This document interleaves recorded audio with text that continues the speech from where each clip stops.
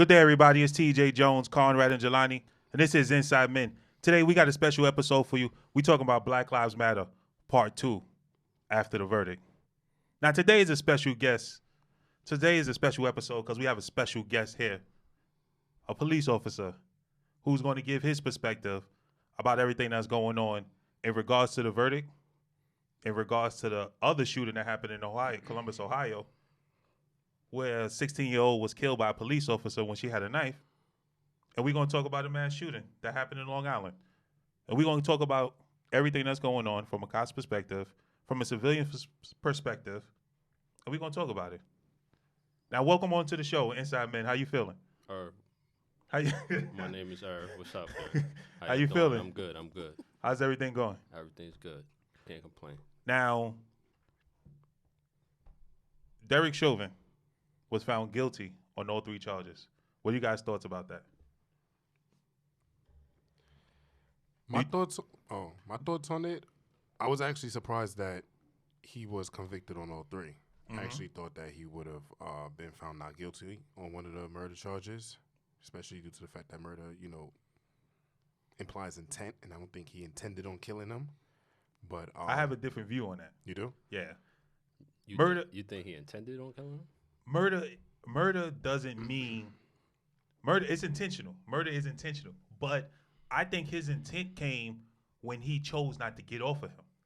I think his intention was, I'm going to stay here. Not to kill him, but I'm going to stay here. And that's what I think his intent came in at. I mean, definitely to stay there, but I don't think his intent was to kill, especially with the new reports coming out that he was actually on somebody else's neck for, I think, like, what they said, 17 minutes or something? He did that? That's the second time he did it? No, new charges are being discussed about being brought on him because body cam footage came out of him doing something to a younger kid. But that's what I'm saying. Someone else he did that? Yeah, someone else. The same exact thing? The same exact thing. He was on the neck for 17 minutes. They just didn't die.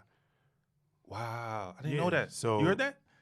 I saw this on the news today, literally. I'm getting ready, and I saw it on the news. See, that's why you can't be dirty, because you leave trails. You leave trails, and they come back and bite you.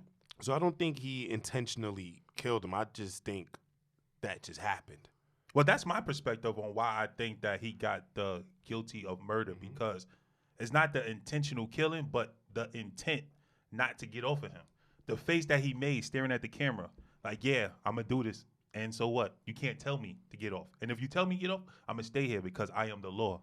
And that's why I think that it was intent. Now, when he was charged guilty on all 3 counts, what did you think as a police officer? Well, from my perspective, it's not always intent. There's also levels to the charges. So there are murder charges that don't have to have intent. Mm-hmm. They could just have depraved indifference, meaning you don't really care if the person lives or dies. Mm-hmm. Your behavior is not. It's not the oath that you took. You're not following the oath that you took. You're doing things that is out of that rule book, basically. Mm-hmm. And some people will say they'll argue that was part of his training. Mm-hmm. That may have been, that takedown and that maneuver to restrain him may have been part of his training, but nowhere I believe in any department's training does it say stay on top of somebody even past the point where they lose consciousness. Mm-hmm. Once you lose consciousness, there's no training anywhere. In my belief, there's no training anywhere that will tell you, let me stay on top of this person even though they're unconscious. Or as a police officer, your first job is to preserve life. And to render aid. Yes. Right? So as him being a police officer, maybe he didn't know that he went unconscious. Once he realized that, though, his first job was to render aid. He didn't do so. So I'm not surprised at all that he's guilty on all 3 charges. Do you the defense was running with the fact that they didn't render aid because the neighborhood was so bad? Have you ever been in a situation like that, or no? Or does that even make sense to you?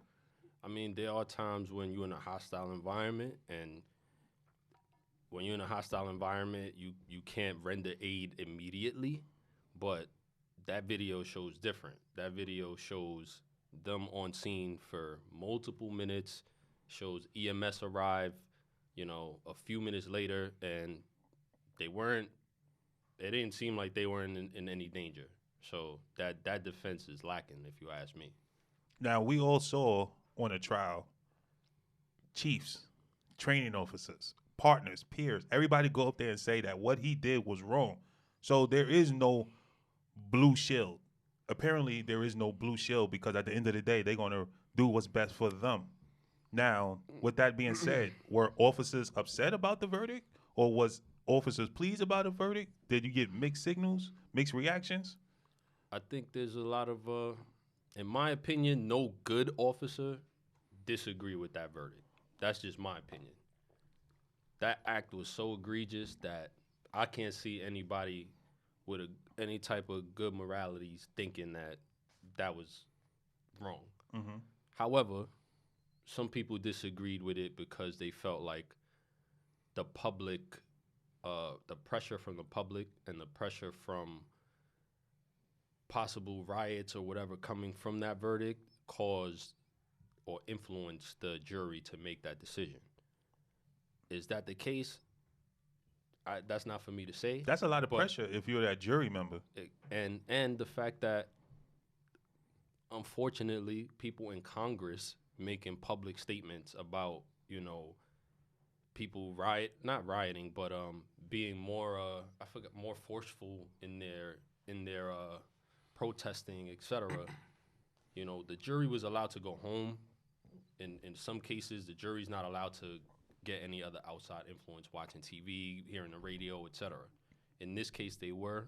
And then you have someone in Congress saying that, which I thought was very irresponsible and could potentially still damage this case. Mm-hmm. I just think, were people upset? I'm sure they are. I don't know if many people would voice that opinion, though, being in the position that they are. Yeah. So, But I do think that because this is a major case that happened throughout the entire world, where as far as rioters, protesters, so that a lot of people are going to be upset about that. A lot of people lost their business behind this. A lot of people lost money behind this. You got first of all, going to lead me into something that I want to say after you guys are done. Yeah, because you lost money from the pandemic, then you also lost money from the riots as well because they destroyed your business. Yep. So with that being said, I'm sure that in some of the jury's mind, they probably say, you know what, I don't want another riot. I don't want these protesters because you think it burned the last time, it's going to crumble. It's going to burn even more this time. And I think that might have gone through some of the jury members' mindset. You think so? Possibly, but to me it was more black and white. It was kind of cut and dry. Like, I think we all kind of knew this dude was guilty from May last year. Well, they took 10 hours. They did. They got to do their due diligence, but and really go over all the facts and everything that was presented. But at the end of the, like Khan said, I was surprised that he was found guilty on everything, but I would have been more surprised if that man would have walked free. Oh, 100%. So, yeah. But it's crazy because what would have been the reaction? Like, everybody said that he was guilty, but what would have been the reaction had they deliberated in 1 hour, let's say, instead of 10? As long as they would have came back with a guilty verdict, I don't think anybody would have cared how long they would deliberate. I think if they came back, people would have felt like they were persuaded by the media, by the public. I don't think people would have thought that far. You don't think so? Not civilians. Why not? I think the faster the better. Their thought process isn't gonna go that far. I don't think your average citizen is gonna think, oh, they deliberated in an hour, something's wrong. They just care about the verdict. You know what I mean? I think that the fact that the deliberation was so short, people were pretty sure like what the outcome was going to be. Yes. Usually on a not guilty verdict, that's usually when there's more deliberation. Somebody disagrees. Somebody in the jury is not seeing eye to eye with the rest of the group. Being that it was so short, I think pretty much everybody knew what it was going to be, but not to the extent of all the charges. So. What were you going to say? I'm going to ask you guys a question because I was seeing this on Facebook since the verdict went down. People were saying that we won. And I want to ask you a question. Do you guys think we won? No. Hell no. No. I don't think we won. The reason the reason why I say I don't think we won is because we in the year 2021. And for us to finally have a situation where it goes our way, where we, out of all the killings, This is the first justice that we see. We ain't win nothing. It's a start. It's a start. 100% it's a start. But we ain't win nothing. This is not a competition. This is not a basketball game. No, you don't win life. It's either death or life.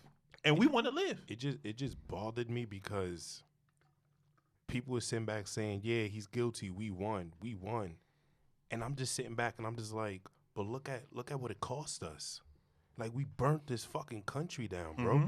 You know what I'm saying? Like you said, people lost their businesses. You know what I mean?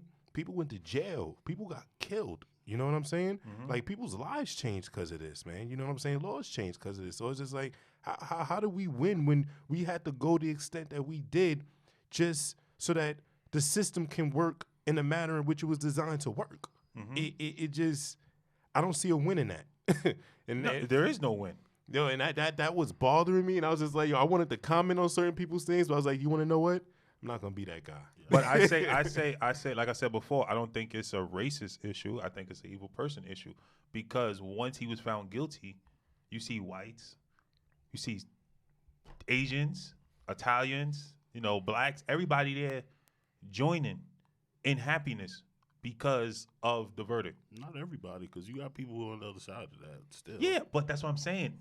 They still Nobody, blaming it on fentanyl. but that's what I'm saying. Nobody's going to 100% agree at all in any situation. Nobody's going to ever 100% agree. But to see that there is people of all races, all ethnicities agreeing and happy for this verdict says that it's not a race issue. I think that it all came down to a police officer having to do what was right, and he didn't do what was right. That's what I think the main source of it is. I don't think people were upset.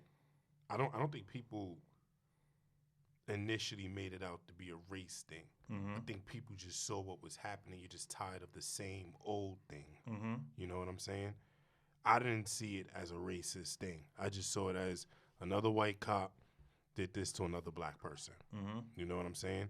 But listen, the charges, he's been found guilty. He's gonna go away, and it's crazy because about that, I was hearing in Minneapolis that on your first felony or your first crime conviction, whatever, that you only do 2/3 of your time. So they actually expecting this guy to do anywhere from 10 to 12 years. Well, did you actually hear what happened?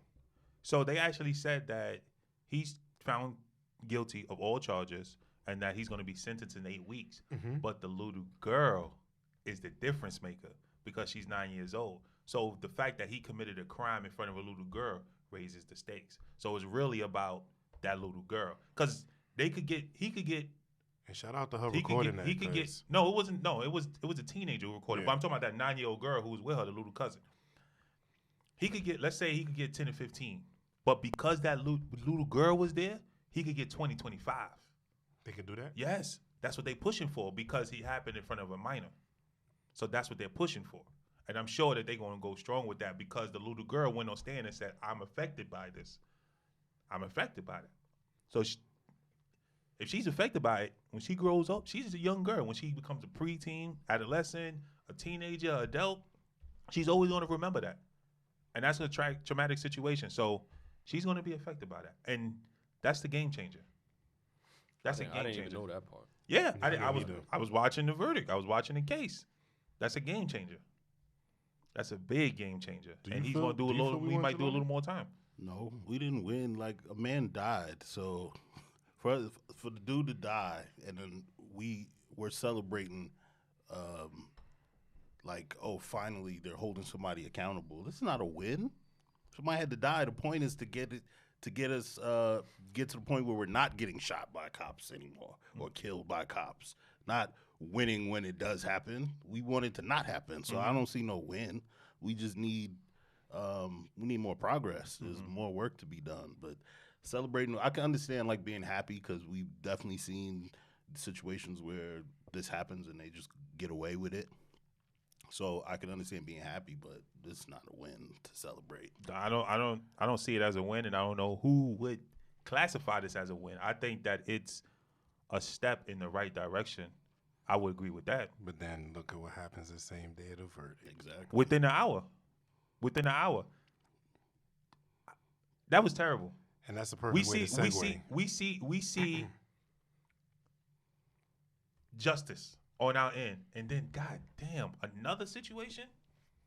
Let's talk about it. Now, in Columbus, Ohio, 16-year-old girl, Ma'Khai Bryant, had a knife in her hand. She never actually stabbed anybody, but she was chasing two people, and she had a knife in her hand. Officer comes to the scene, shoots her. One of the victims that was about to get stabbed runs off, and the girl falls to the floor, unconscious. She's dead. Now, what's your perspective as a police officer? Can you get the last one? Yeah. What's the last one? Do you want to get the last perspective after we talk? No, I want to. Yeah, because I want to hear the you guys' opinion. Yeah. You want to take that, Javon? So I don't know. She had a knife. You need a second? Yeah. I heard so. I have an opinion about this because I'm stuck as well. And before I say anything, I don't feel like anybody should have gotten killed in this situation. But I understand things, and I've sat here on the show. We talked about cops, and I've always felt like they should never be on the same playing field as civilians. So if a civilian is going to use their hands, I feel like a cop should be able to use their baton or their taser. You know what I'm saying? If somebody's going to have a deadly weapon, whether it's a knife, a bat, whatever the situation that, the circumstances may be, a cop should be able to go up a notch in force. But my thing is, what happened to de-escalation? Why is it that you pull up at a scene, for one, complete, like, he could have shot the other girl. Like, nobody's talking about that, bro. Yes. He could have shot the other chick. But you can't talk about something that didn't happen. No, all right. So let's talk about why is it that an active shooter can gun down enough people that it be considered a mass shooting, and he be able to walk out in handcuffs, but there's barely ever any de-escalation when it comes down to the minority community. That situation is a little different. I could explain that. How? Because when you talk about a mass shooting, I don't care who I hit. So that's why it's bad. No, as far but the as assailant. I'm looking for just one specific person. I'm talking about if somebody can walk up in a building and kill 7 people and still be brought out in handcuffs. Why is it that you can't get on the scene and do some de-escalating before? Like, the first reaction was to shoot and kill. Like, he announced himself, told her to stop, but then pop. And I get it, but you can't wait because the whole, like the officer said, like Irv said, the whole thing about it is to preserve life. If you taking your time, this person might get stabbed to the point where they're physically hurt or seriously hurt. So when officers are being called to a crime scene, and I guess I can ask you this directly, do they know the specifics of what's going on? So like if there's a fight going on, are you just told fight going on 39th Street, or do you know what's going on? Because you hear the story that these are grown ass women running up on a teenager. You understand what I'm saying? So it's just like, is there any detail to what it is that an officer is going to prior to them getting there? That's the thing about this specific case. Like, it's hard. It's easy to say when you have video that you can rewind and you can dissect every little thing. But when you're the responding officer and you show up, 9 times out of 10, you don't know who the 911 caller is. Unless the 911 caller is very, like, detailed and says, I'm wearing a purple shirt with black pants and a black hat, 99% of the time, you're not going to know who called when you get there. So in this scenario, he pulls up. From the video that I saw, he had 9 seconds from the moment he got out of his car. The first thing I saw in that video was like, it looked like a grown man knocking a girl to the floor. And then he looks at her for like 1 second, then he pans up and he sees a girl with a knife. Granted, she may have been the 911 caller, she may have been the victim in the whole scenario. But in that moment, his number one job is preserve life. So if he sees one person about to stab another, his job is to make sure that doesn't happen. Unfortunately, the 16-year-old girl succumbed to the injuries is unfortunate, but honestly, I don't see this in the same way that I see the Derek Chauvin No. Definitely This- not in the it's- same way. It's, you got to think about it from the perspective of the young lady who was about to get stabbed. If that's your daughter, if that's your family member, I'm sure you're thinking that cop right now. Or I would think you're thinking that cop right now because he potentially saved her life. It's a knife. It's a deadly weapon. It only takes one stab wound to kill you, potentially. Right. So it's not like his presence wasn't enough to de-escalate the situation. Sometimes the public has to have some accountability. If I show up to a scene and you're still gonna continue to fight in front of me, pull out weapons in front of me, and try to attack somebody in front of me, then my presence wasn't enough to stop you from doing that. Then I don't know how far you're willing to go.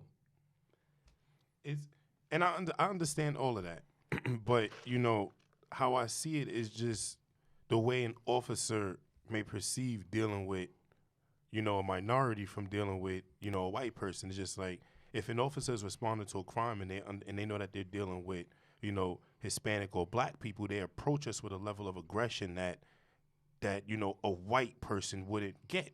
Everybody sees the video going on with the cop and the white guy in the car, and he's talking about how he has his gun and he'll do all this shit, and these cops are understanding. Like, there's another video of a cop literally getting chased by another guy with a knife, and it's just like, why is it that in these situations, like, you're being chased? That's the time to actually, use your weapon. That's a little crazy, man. That's why I said I can't speak to the mindset of why that level of restraint was used.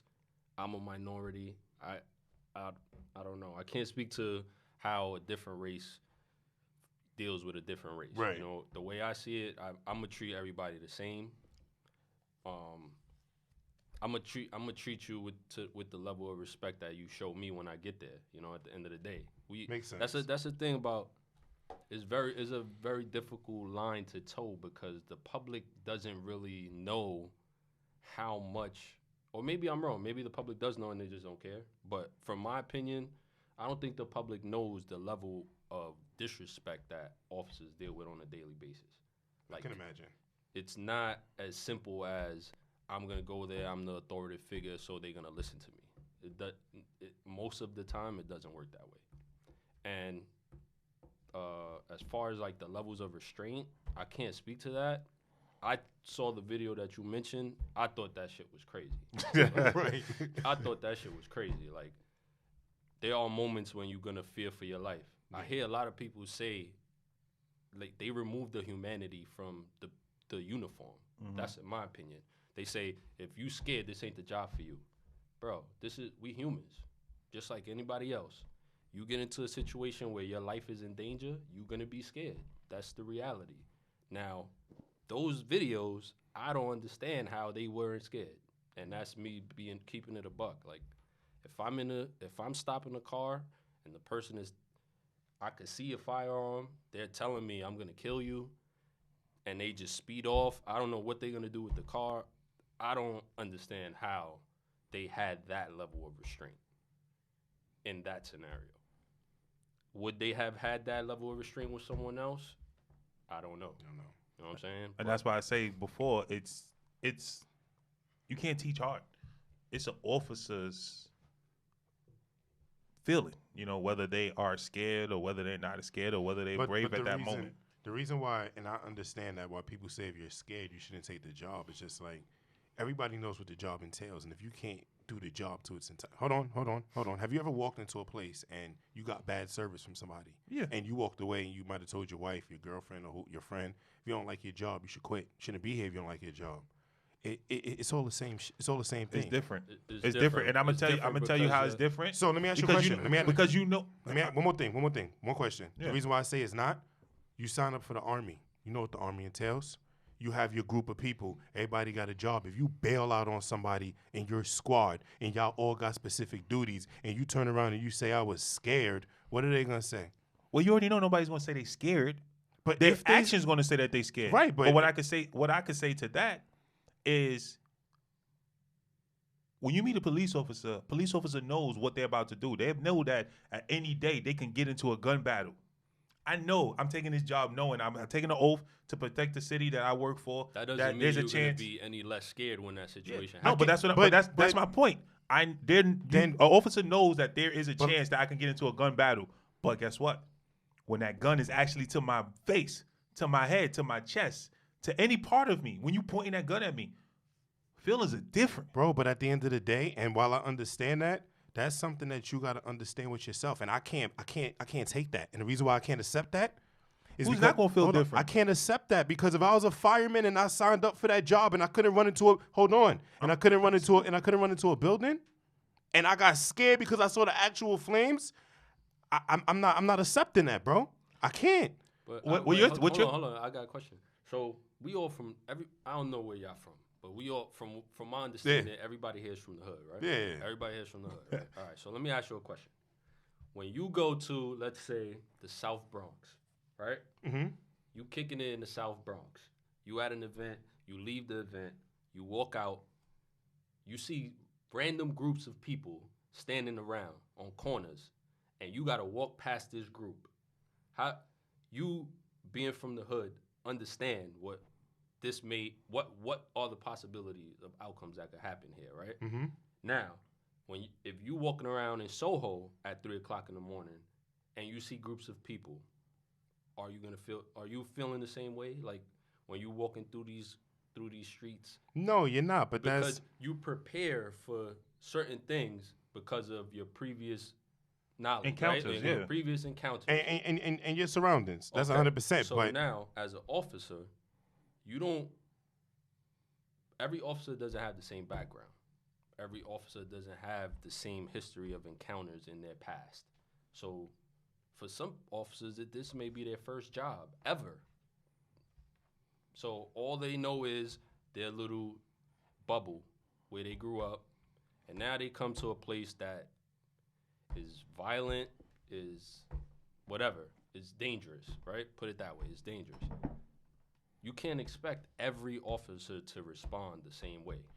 you don't expect them to respond the same way, but what you don't expect them to hear is that they're scared. Nobody's going to tell you. Hold on. No, but you hear them, but you heard it be said before. You know what I'm saying? So my thing is, and you know, in response to what you said, when you walking out that club, you understand that I'm in a hood, so you already have an understanding, and I've had, you know, conversations with y'all about that. You already understand the risk involved with partying in the hood. And you understand that if you go and you party in Soho, that there's lesser risk. You understand what I'm saying? So you already assess that, and you already got that understanding with yourself. So when you walk outside that spot and you see those dudes in groups, you're choosing to walk through them, because whether your car's down there, you can walk around that entire block. Everything's a choice. So it's not like these people are growing up and being told, "Hey, you're going to be a cop," and these people are like, I don't got the heart for this. I can't do this. Like, you're choosing to be a cop while saying, I'm scared when this happens. It's like I said, it's like me choosing to be a fireman and I can't run into a burning building. That's But different. that's That's your job. But hear me out. You understand that as a fireman, you have to run into that blaze. But this blaze may just be the biggest blaze that you ever seen in your entire life. So you're not gonna run in? No, I'm not saying don't run in. But yeah, you're gonna run in. But that doesn't mean you're not scared. You know what being brave means? Being brave means being in fear of something, but yet still acting on it and doing it. That's what brave is. Yeah, Okay. That's what being brave is. You can't is. say, like, if that was the case, that would be a Okay, requirement. I get it. A I get police it. officer. Like, the way you put it, you put it right there, I get it. Okay. Because you could, as a police officer, you know that any day, listen, it takes a police officer 20 years to retire. Every single day for those 20 years, I can get into a gun That might have been battle. one of the best analogies you used to make a point, man. Okay, I appreciate that. Okay. Like, But lack even- of but fear you might- can't be a requirement. There's no job, there's no career that lack of fear is a requirement for it. Again, that's part of the Appreciate that. what I believe the public takes the humanity out of, because of whatever interactions they had in the past, or because of the negativity that the media shows in regards to this particular profession. To say that, oh, that's what you signed up for, I just think I think the media is a big problem when it comes to things like this because they emphasize negativity. They don't emphasize positivity. They won't show officers doing good deeds in the neighborhood 1,000 times. But that one negative interaction will get shown and plastered everywhere. But you know what that is, though. On the TV. It sells. And I get Not, that. not even just that the fact that it sells, but officers are in a position where they're supposed to do good.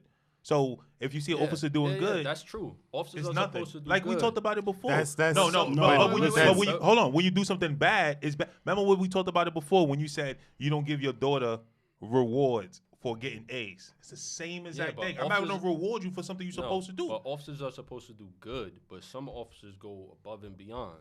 Some officers are pillars in the communities that they work with. Some officers have the members of the public that vouch for them and go and say, this is the officer, this is who you need to speak to when you go there, etc. You heard what you just said? And wait, but when was the last time you've heard such and such officer from such and such precinct does a great job, helps? You don't hear that. No, it happens. It happens, but it happens on a lower scale because what you just said, communities, neighborhoods. You get what I'm saying? This is not something that's statewide. This is not something that's citywide. It's a neighborhood. So it does happen, but it's on a small account. It's just like, I get what you're saying. It's just like when you go to a restaurant to get service. If you get the best service in the world, you're not going to think to go leave a review. Right. But if they give you the shittiest service, right, you getting on there and you leaving a review. So people more so cling on to the bad. I get it. Yes. Would you leave? Have you ever left a review? I've never left a good review. I've never left a bad review. No, I don't leave reviews. To be honest with you, like if you're talking about reviews, I don't even go for reviews because anybody could be behind that and say that it's good or say it's bad. So anybody could be behind that. So just trying to tie this whole thing together, I think what our community struggles with is when we constantly see, like Conrad said earlier, white people survive these interactions and a cop just roll up and shoot this girl and kill her rather than why you don't shoot her in the leg, why you don't shoot her in the hip or something. You just bang right in the chest. She got to go. Can I respond? 4 times though. Wait. Just in response to that, there's a big misconception about shooting people in the arm and shooting in the leg. I'm just keep it as simple as possible. This shit is not the Matrix. It's not a movie. That does not happen. 1. Why? Trying to shoot somebody who's moving is difficult in itself. Now, trying to shoot a single limb on somebody that's moving is almost not impossible, but it's not very likely. I can hear the headline right now. Marksman shit. And the problem... That's some marksman shit. Yeah, I can hear the headline already. When I hear that, I always think of, like, I was a civilian for way longer than I've been an officer. So I also got to look at it from that lens and say, what if that officer is trying to shoot a limb and misses? A bullet doesn't just disappear just because it misses its target. Right. It continues going. going. He could taser. It continues. Okay, so a taser is a non-deadly weapon. So you're going to ask an officer to use a non-deadly weapon against someone who's using a deadly weapon. But my thing is, what if she's the one who called? What if she's the one whose life is in jeopardy? Now he shows up and kills her. I understand that. When you see how would somebody, I know that? In that 9 seconds that I have from the moment I leave my vehicle to the moment I see her about to plunge a knife into someone, how do I know that she's the 911 caller? Are you saying better training? Are you warning shot? Something? No, they're not supposed to give warning shots. That's what I'm saying. There has to be different. You think training. they should give warning shots? Bro, he killed a woman who didn't have to die. That's what I'm. I keep hearing y'all say preserve life. Yeah. Life Why? wasn't preserved. Why? Life was taken. Why did she not have to die? The young lady who's about to get stabbed. The young lady who's about to get stabbed would disagree with you. She'll say life was preserved. I'm here. Yeah, but what if they were the ones who were wrong? But why what not? if she was defending herself? Why not one shot? Two wrongs don't make it right. So the 4 shots wouldn't be a problem. Why not 1? Like 3 of those shots could have hit the other girl. 100%. What if you would have killed 2 girls? Listen, I've been to the regular gun range, and I do know that. And maybe you can elaborate on it because I forget the term, but I do know that it's when one person fires, everybody's firing. And guess what? I want to make sure that I stop the threat because maybe I did hit the person in the arm and they still able to stab the person. Maybe I did hit the person in the leg and they still able to stab the person. So at the point, like we talked about it last week, eliminate and stop the threat. In this case, you want to stop the threat. Unfortunately, she was eliminated. But but that also goes back to what I said last week when you were saying that they don't pull their gun out with the intent to eliminate. When I said they do. They do. I agree with that. I agree with that. Eliminate the threat, not eliminate the person. That's where I heard that part, and I was like, now I'm glad you said that because I got a little more clarity. Yeah. I was trying to understand, like, is he trying to say eliminate the threat or eliminate the person? Because the training says eliminate the threat. If I shoot you, you fall down, gun falls out of your hand, the threat is over. Okay. All right? Now, I'm not shooting you like I'm going to shoot him in his head to make sure he dies. I'm not doing that. I'm shooting you just enough for you to get away from your weapon or you can't use the weapon that you're holding. Okay. But officers aren't trained to shoot in the head anyway. No, I'm just giving an example. I'm just giving an example because if the whole point was to eliminate the person, everybody would be dead. Everybody who got shot would be dead. And that's not the case. So, that ties back to the part about accountability. Mm-hmm. On that scene, there were multiple adults. On that scene, there was a grown-ass man that could have, in my opinion, diffused that situation from even happening.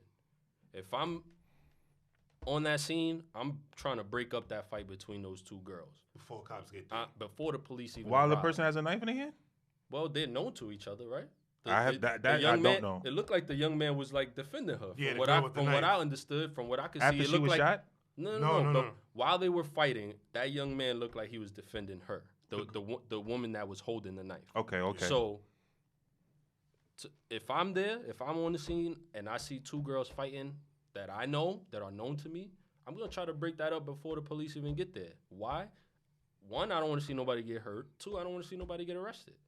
But instead, he's joining the fight. He's kicking the girl in the head, and another man was there recording the whole incident. That's how the whole incident even got recorded. So I got a question, then I got a statement.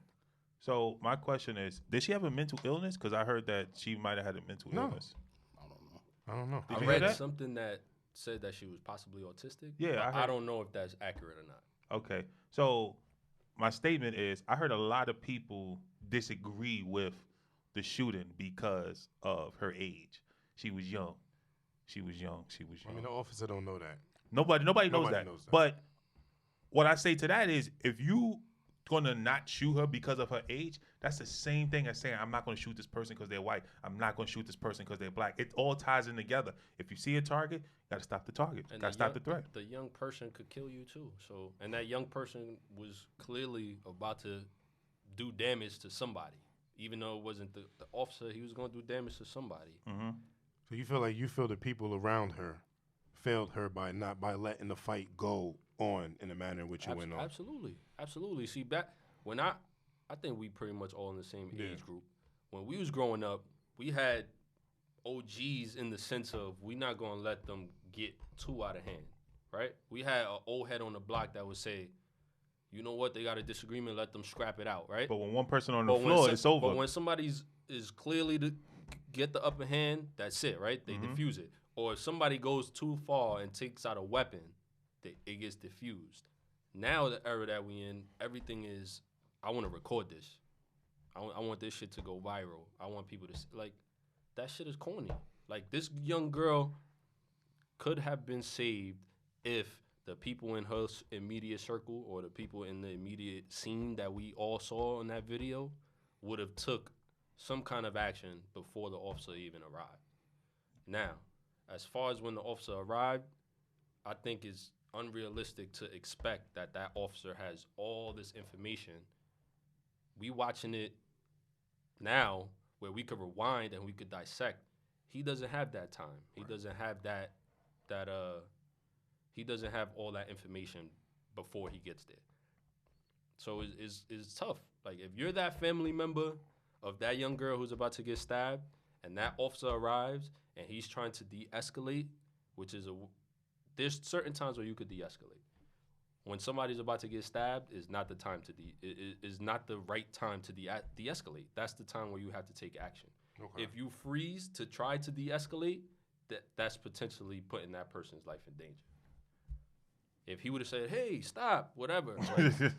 that knife was already going forward. Now, do you feel the 4 shots was excessive? I don't think so. Because, like I said before, you could hit a person in the body part that doesn't stop the threat where they can still fight. What about you, Jelani? Think 4 shots is excessive? I think it's excessive, especially considering the fact that she was that she was like in close proximity to another girl. Where I think 4 is a lot.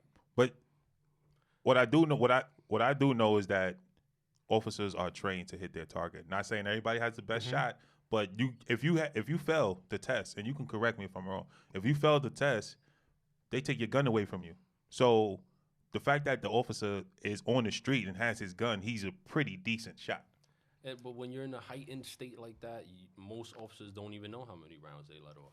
To be honest with you, and that they may ask an officer right after a shooting, how many rounds did you let go? And he may say 3, and then they check his gun and he let off 10. He got an empty clip. Because you get tunnel vision, you see a threat and you try to do what you got to do to survive. You know, like a lot of is I keep going back to the perception. The perception is what a cop should have done, right? I hear that a lot. Like, he should have done this. But until you're in that situation, there's no telling how you're gonna react. You may react exactly the same. Somebody else. And there has been some shows like 2020 or whatever where they actually put civilians into a scenario. They give them a laser gun or whatever, and they put them through some kind of training where they're looking at a screen and they're doing, walking and they see a threat appear or whatever. And 9 times out of 10, the civilian will be, after the fact, they'll be like, oh shit, like, I didn't know that this is something that cops encounter, or I didn't think I would react this way when presented with that kind of situation. To speak on that, do departments still have the ride-along program? Because I think if they had the ride-along program, that would help. I think help them have an understanding of what police actually go through, and just like you said, just the time frame to see, like, damn, officer actually deals with this. Oh, they have to make a decision, a split decision this quickly, this fast, where my life or somebody else's life could possibly be in jeopardy. You don't think the ride-along program will help? I mean, it would help, I guess, in those type of scenarios, but you don't want to I don't know about putting civilians in those situations. But how else would you have an understanding? Just like I said before, you could read up on how to be a chef, read all the recipes. Honestly, but you never know what it is until you actually it's not in the mean kitchen. anything when we continue to see white people survive. That's the problem. So that's when we start talking about how are officers being trained, because you can say that all you want, but what we see is white people survive and us die. But what you clearly see, just like what you said, is people deviating from the training, and they're doing just what they want to do. And that's why I said it's an evil person issue. And it's not as simple as just those white people survived and those African American or Hispanic people did. The scenarios are different. You mentioned like mass shooters that survived that got walked out. That mass shooter wasn't pointing the gun at the officer when the officer got there. So some of these, not in every case, but that the kid that got walked out, I hear a lot of people say, oh, they gave him Burger King, whatever. When the officers arrived, he gave himself up. So that's very different than the officers here, I'm still going to try to stab this person. And having a gun battle with an officer or something. It's very different. Yeah, he may have killed 10 people before that officer got there, but when the officer got there, he complied. So, I mean, if you're trying to equate, like, he killed 10 people, he deserved to die, that's very different. I don't think anybody deserves to die. I would never say that.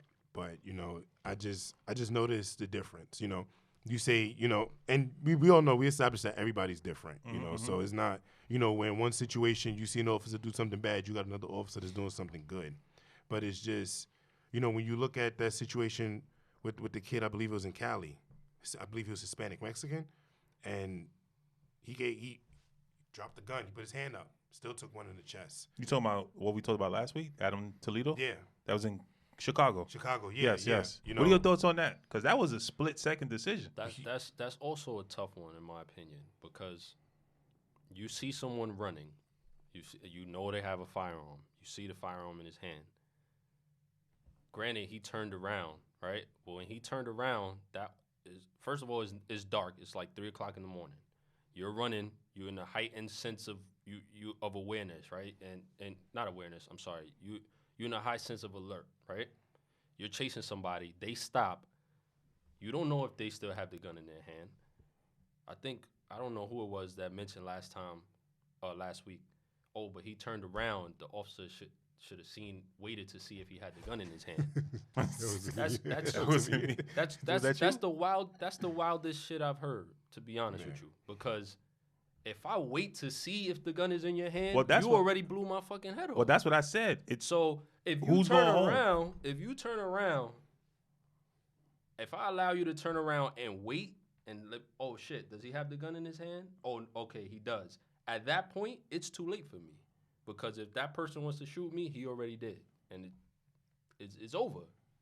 So it's very, again, that's a video that we see that we could like analyze and break down from the safety of our home in slow motion. But when you out there running after this person and your main thought is, I want to go home. So that's another situation where I feel like the community has to take some accountability. Okay, I agree. There's no reason why a 13-year-old kid should be out at 3 o'clock in the morning with a firearm. 21-year-old at that.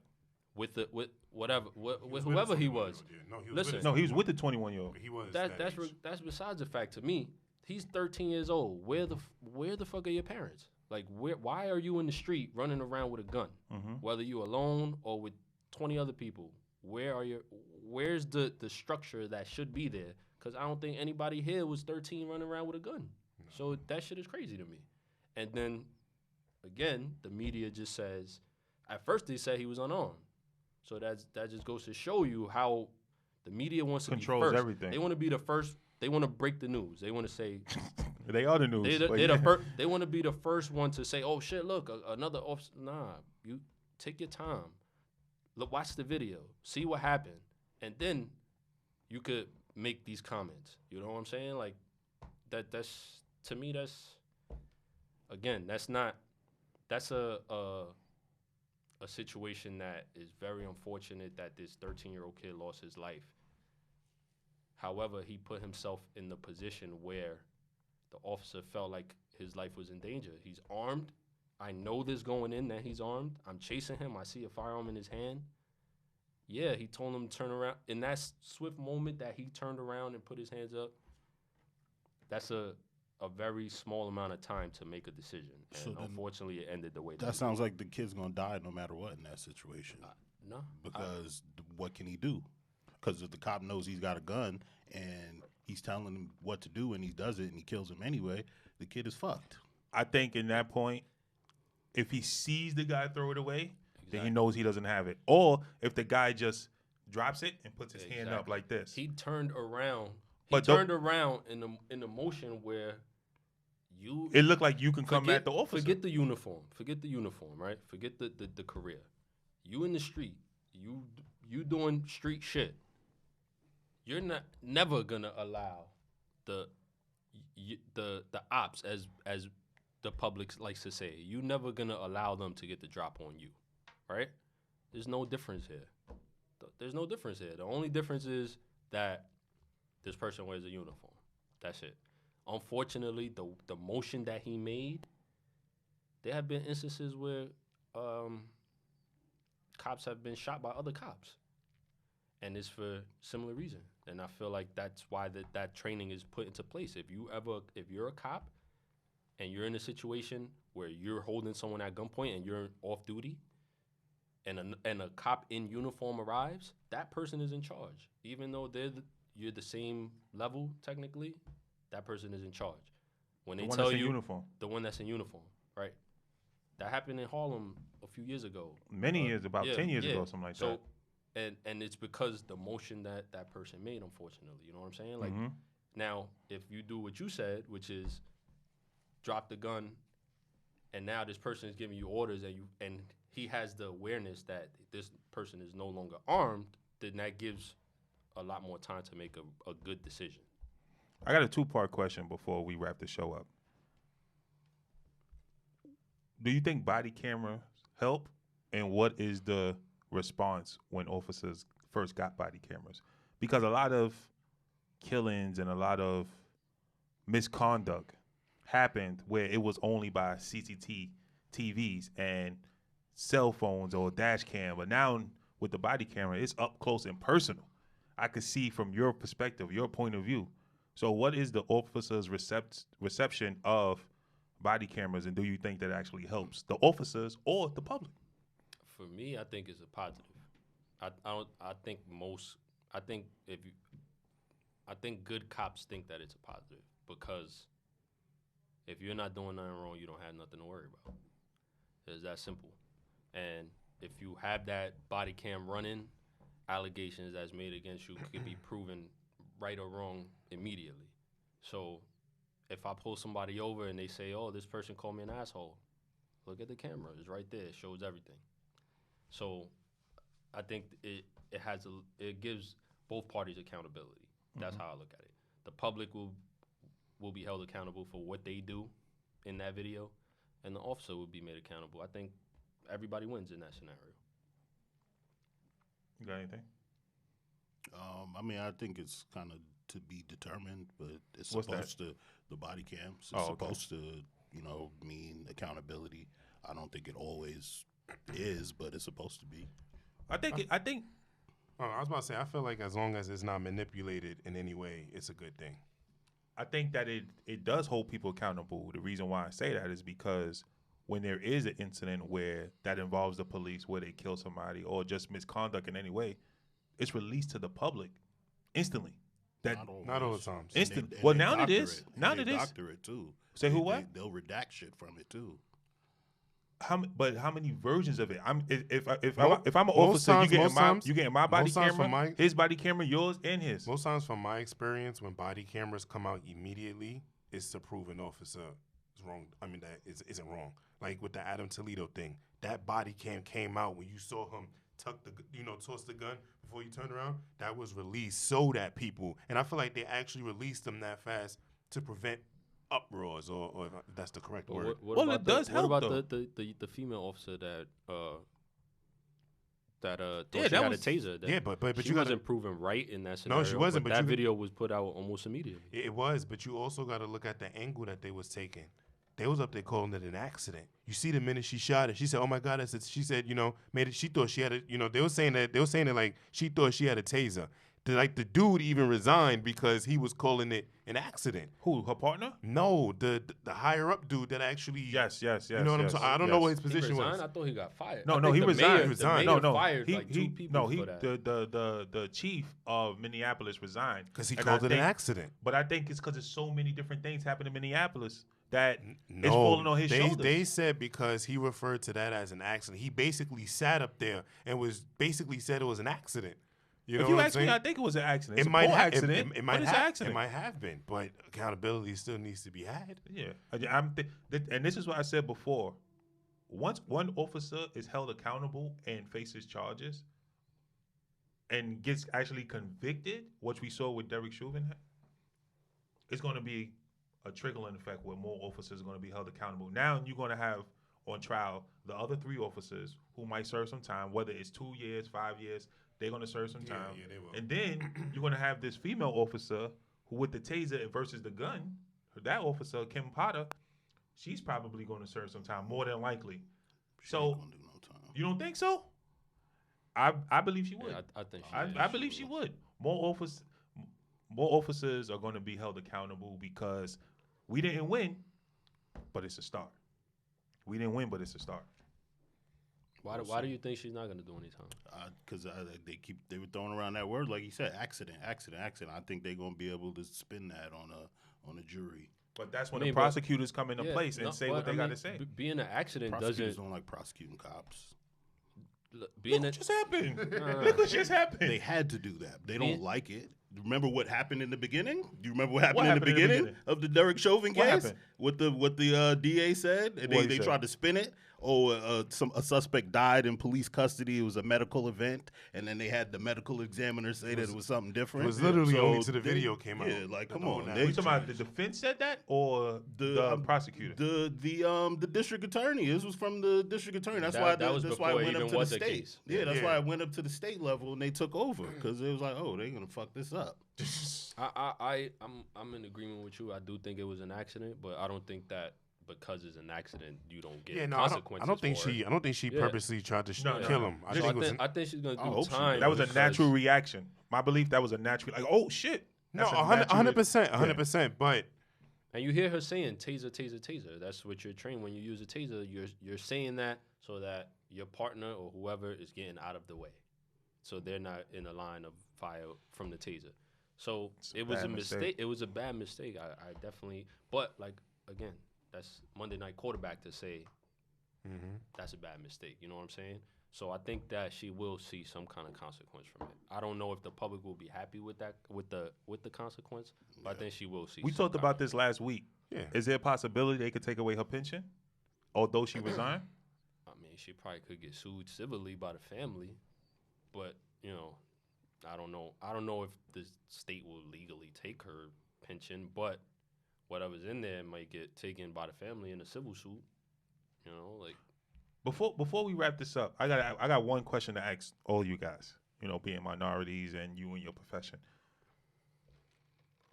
Is there any ounce of you that feel bad for Derek Chauvin that he's about to go to prison? nope, no. not at all. Because I spoke to some people and they said that they feel bad because it's not just one life; it's 2 lives lost at this current moment, and now he's about to be away from his family. Granted, he's alive, but he's about to be away from his wife and his children as She well. already left him. Yeah, But, but that's due to his own actions, though. Yeah. That's Yeah. not. He wasn't taken away. You know. He had the By chance to be human. Yeah. He made a decision that was too egregious for me to feel bad for. yeah, some people, Can't feel bad some for people in conversation said that they feel bad for him, you know, because now it's, but the people that I have heard it from are elder statesmen, you know, in their 50s and 60s, so you know they see things a little different, I would say, but yeah, I just had to ask that question, you know, does anybody feel bad for him? Because the man's about to do some time, and they already said that they're going to keep him by himself, which I think they should. Yeah. It wouldn't be a good time for him in there. No. They need to keep him away from everybody. If they, just out of curiosity, if they put him in G-pop, how soon do you think something would happen if something is to happen? Immediately. It's the first Probably- day? probably Dudes, day one. The first yeah, day. yeah. Probably You got day one. dudes who ain't got nothing to lose or want to make a name Make for it- themselves exactly. or whatever. Yo, you want to be a part of this gang? Yo, you want all these Yeah, snacks? that- Yo, I'll buy you some that's cigarettes for a life. snacks. That's bad. Yo, that's crazy. All right, guys, we're going to wrap this show up. Listen, everybody, you know, go to the YouTube InsideMen podcast. Subscribe, check us out. There you have the video of us in studio doing what we do. Also, go to the Instagram InsideMen, inside_m.e.n. Go check us out. Go follow. We follow you back. We got a lot of things that we about to start doing for you guys. So, Irv, I want to thank you for coming out here. Appreciate it. Yes, we want to Appreciate thank you. our special guest today, man. Appreciate You it. got some words Appreciate to the public? Got some words to the audience? Just stay safe, man. And when you make that a conscious decision, just be good with that decision. And you want to know what? This is, you know, I'm gonna veer off real quick before you wrap it up. This is what we're about. We come up here, we give our opinions, but we not in the shoes of officers. You know what I'm saying? So, you know, you come in here and you know, speaking to us, giving us, you know, your perspective of things as an officer and your mindset when approaching, you know, a given situation was, you know, it was very, you know, insightful. Enlightening. Yeah, enlightening as well. You know what I'm saying? And, you know, I said on the last episode, you know, because I'm hearing that, you know, we say things that people don't agree with. And, you know, if we ever say something on an episode that you don't agree with and you want to come and talk to us, or, you know, we might leave like an ignorant statement and you want to come and educate us, we're here for it, you know? Come on, send a message. I don't really like that word ignorant, because ignorant makes it seem like It's negative, It's but negative, but yeah. the definition of ignorant is a lack of knowledge. Yeah, lack of knowledge, yeah. that it just sounds too. It does. Yeah. It does. But I do like the fact that, you know, you want to learn.